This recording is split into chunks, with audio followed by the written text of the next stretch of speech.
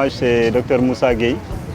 Je suis enseignant-chercheur au département gestion des ressources halieutiques, pêche, aquaculture. En même temps, le directeur par intérim de l'IFR Sciences agronomiques, élevage, pêche, aquaculture, nutrition. Je travaille sur la reproduction des poissons en aquaculture globalement. Voilà, le projet PETAL nous a octroyé une bourse qui m'a permis en tout cas de faire un séjour scientifique qui doit entrer dans le cadre de la thèse que je dois faire.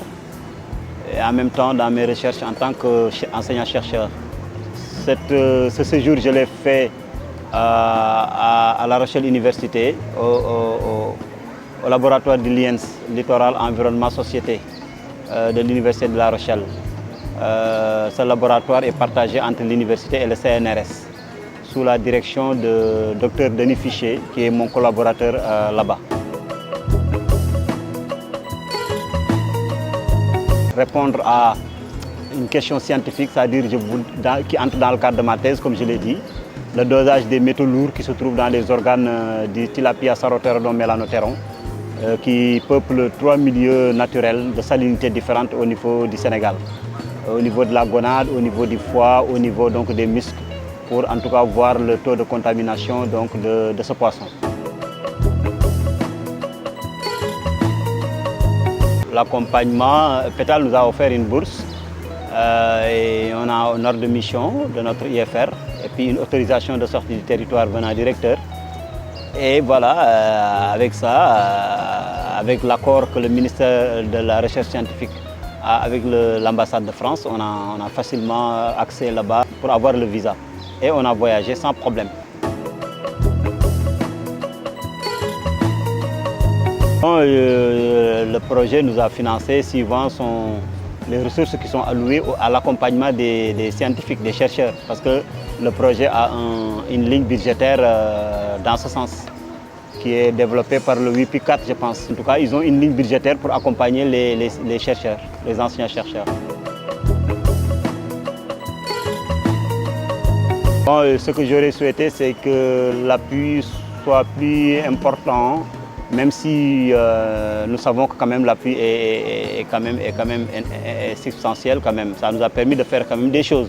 Mais si on peut augmenter aussi, ce serait mieux. En un mois, on ne peut pas faire beaucoup de choses. Ou bien si on nous permettait, dans les voyages d'études, que l'accompagnement que PETAL nous donne soit un complément pour financer notre voyage d'études comme ça. Ce qu'on nous donne dans le voyage d'études, associé à ce que PETAL nous donne, ça nous permettra de faire 2 mois ou 3 mois pour faire plus de choses, quoi.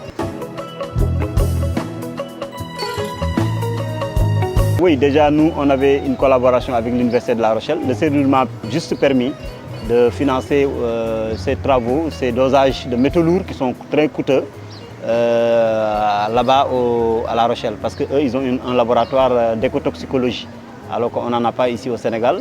Le séjour m'a permis de faire cela.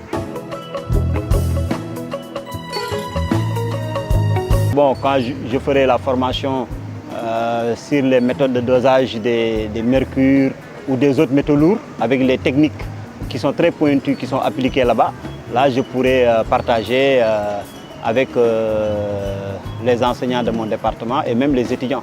Parce que les études d'écotoxicologie, pour savoir le taux de contamination, surtout des animaux aquacoles, c'est très important. En tout cas, ce projet m'a permis de faire 1 mois, ce que le voyage d'études ne me permet pas déjà. Avec le voyage d'études, on ne peut faire que 15 jours.